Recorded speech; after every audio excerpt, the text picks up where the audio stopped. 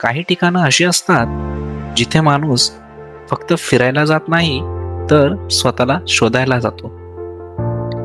आज मी जातोय अशाच एका ठिकाणी जिथे निसर्ग बोलतो, इतिहास श्वास घेतो आणि देव आजही गावांच्या रस्त्यांवरून फिरतो, अशी येथील स्थानिक लोकांची श्रद्धा आहे. हे गाव आहे अभेपुरी, साताऱ्यातील एक शांत विश्व.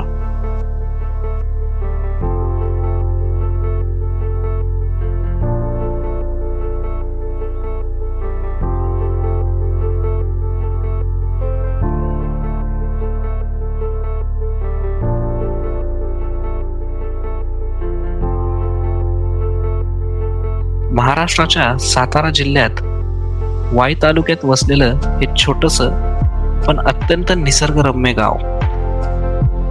वाईपासून अवघ्या 10 किलोमीटर अंतरावर धोम धरणाच्या विशाल जलाशयाच्या काठावर हे गाव शांतपणे विसावलेलं आहे. येथे येताना जाणवतं की शहराचा गोंगाट हळूहळू मागे पडत जातोय आणि निसर्ग तुमचं स्वागत करतोय.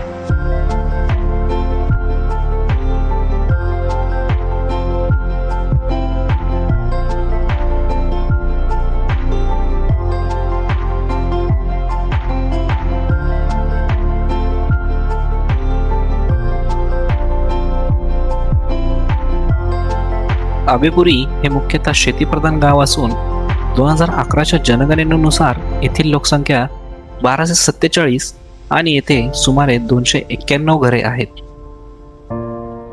साधेपणाने जगणारे लोक, शांत वातावरण आणि निसर्गाची साथ हे या गावाचे खरे सौंदर्य आहे.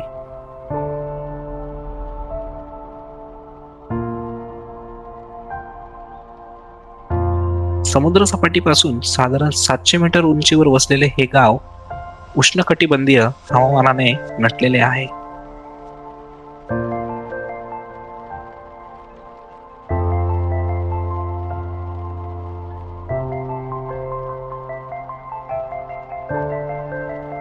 पावसाळ्यात येथे भरपूर पाऊस पडतो आणि हिवाळ्यात येथे सुखद गारवा असतो आणि उन्हाळ्यातही येथील हवामान सहन करण्यासारखे असते.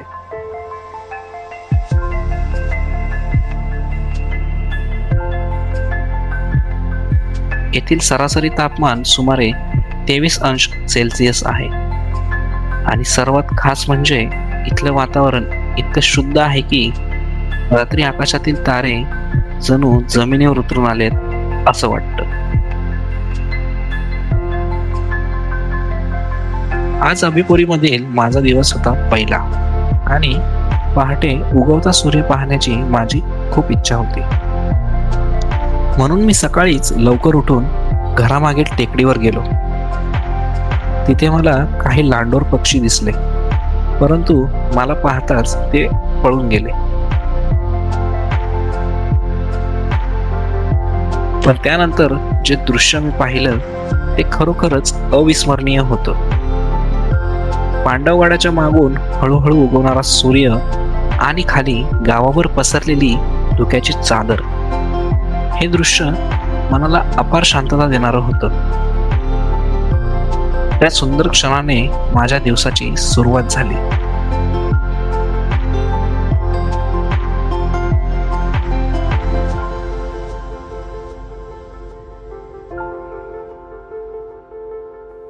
यानंतर मी गावात परत आलो आणि लक्षात आलं, इथे आजही परंपरा केवळ आठवण नाही तर रोजचं जगणं आहे.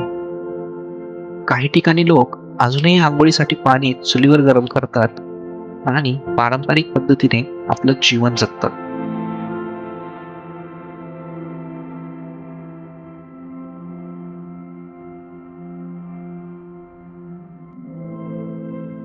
ह्या गावात दगड, माती आणि चुन्याने बांधलेली कौलारू घरं ह्या गावाच्या सौंदर्यात अजूनच भर घालतात. इथे आल्यानंतर हेच कळतं की सुख मोठ्या गोष्टींमध्ये नसतं तर ते साधेपणातच असतं. ह्यानंतर मी निघालो अभेपुरी जवळच असलेल्या धोम धरणाकडे. धोम धरण हे महाराष्ट्रातील एक अत्यंत महत्त्वाचे धरण आहे. हे धरण कृष्णा नदीवर 1668 ते 1977 या कालावधीत बांधण्यात आलं.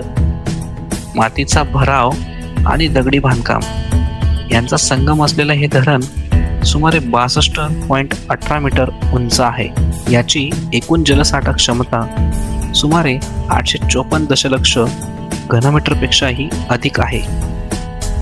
या धरणामुळे हजारो हेक्टर शेती सिंचनाखाली आली.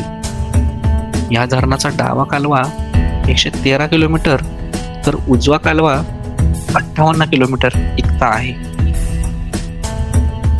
धोम धरण फक्त पाणी साठवत नाही तर या संपूर्ण परिसराला जीवन देतं. धोम धरणाच्या परिसरातून दिसणारी सह्याद्रीची रांग आणि पाण्याचा निळाशार विस्तार मन मोहून टाकतो. धरण पाहिल्यानंतर मी धोम गावातील श्री सिद्धेश्वर आणि लक्ष्मी नरसिंह मंदिराला भेट दिली. म्हणतात की या परिसरात धौम्य ऋषींचं वास्तव्य होतं आणि त्यावरूनच या गावाला धोम हे नाव मिळालं. कृष्णा आणि वाळकी नदीच्या संगमावर वसलेलं हे पेशवेकालीन मंदिर सुमारे 300 वर्ष जुने आहे.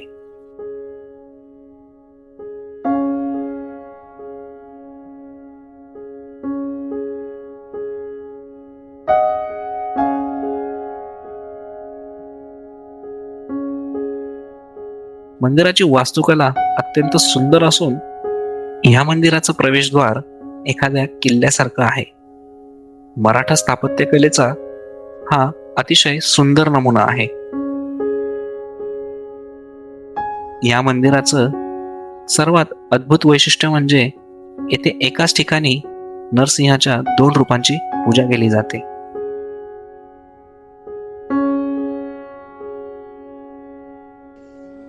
एक उग्र नरसिंह हिरण्यकश्यपूचा वध करणारा आणि दुसरं म्हणजे शांत रूप जिथे लक्ष्मीसह विराजमान असलेले नरसिंह आहेत. या मंदिरासमोरील कासवाच्या पाठीवर असलेला जलनंदी मंडप हे या मंदिराचे विशेष आकर्षण आहे. हे भारतात क्वचितच पाहायला मिळते. नरसिंह जयंतीच्या दिवशी येथे भाविकांची अफाट गर्दी उसळते. धार्मिक आणि ऐतिहासिक वारसा जपणारे हे ठिकाण खरोखरच दख्खनची काशी म्हणून ओळखले जाते.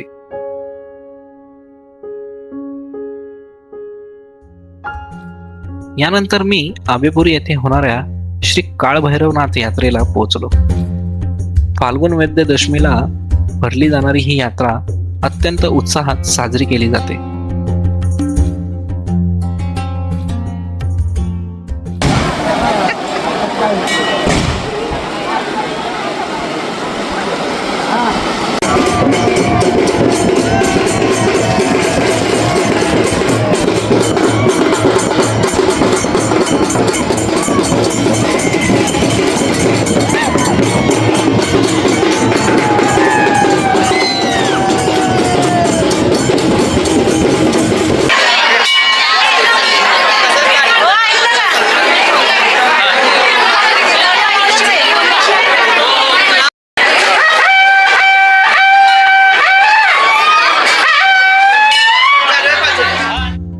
काळभैरव हे भगवान शिवाचे उग्र रूप मानले जाते आणि गावाचे ग्रामदैवत म्हणून त्यांना विशेष मान आहे.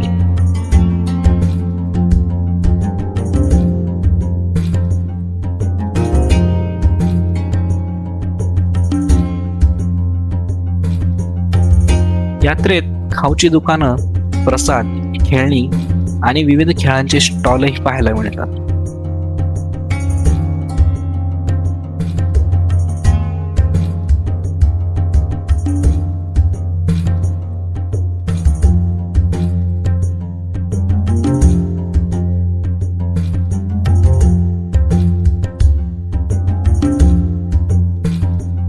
हे सगळं पाहून झाल्यानंतर ना मी पुन्हा एकदा मंदिरात गेलो आणि माझे लक्ष एका मोठ्या अग्निज्वालाकडे गेले आणि त्यामागील श्रद्धा समजल्यावर मला आश्चर्यच वाटले. स्थानिक श्रद्धेनुसार देव ह्या आगीच्या अंगाऱ्यांवर नृत्य करतात आणि गावकऱ्यांना दर्शन देतात.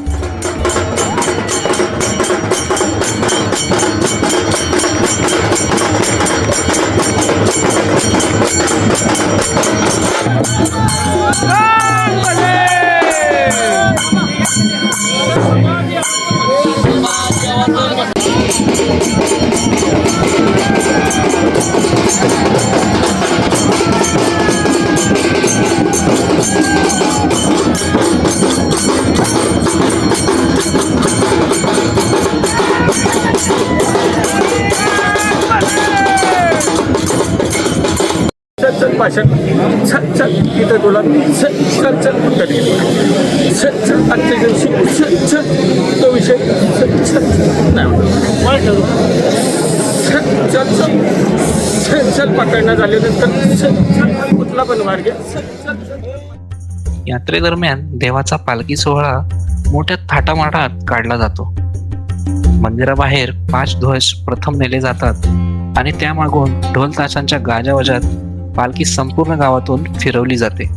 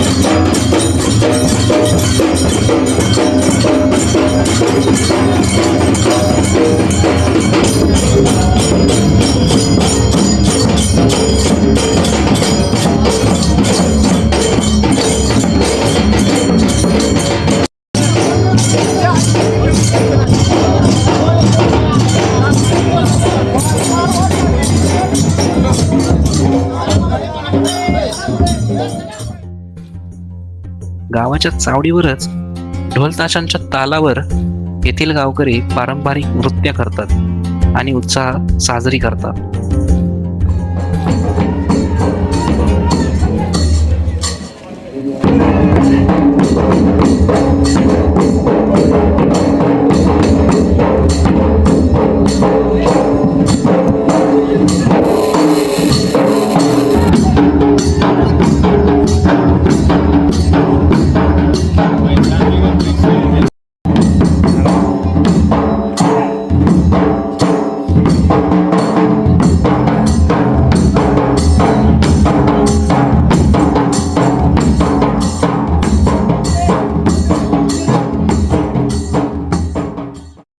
या यात्रेतच दुसऱ्या दिवशी तमाशा, ऑर्केस्ट्रा आणि कुस्ती स्पर्धांचे आयोजन केले जाते आणि विजेत्यांना आकर्षक बक्षीसही दिले जातात. ह्या गावातील दिवसभराच्या सुंदर अनुभवानंतर सगळ्यात सुवर्ण क्षण आला, तो म्हणजे सूर्यास्त. हा सूर्यास्त बघण्यासाठी मी पुन्हा एकदा टेकडीवर गेलो आणि धोम धरणामागील डोंगरांमध्ये मावळता सूर्य पाहिला.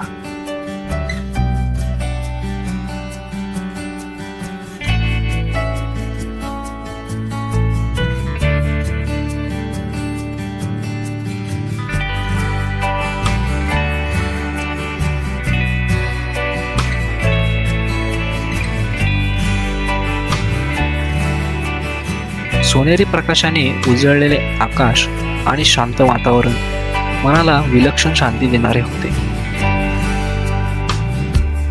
अशा प्रकारे अभिपुरीतील माझा अविस्मरणीय दिवस संपला आणि मी पुन्हा एकदा पुण्याकडे प्रवास सुरू केला.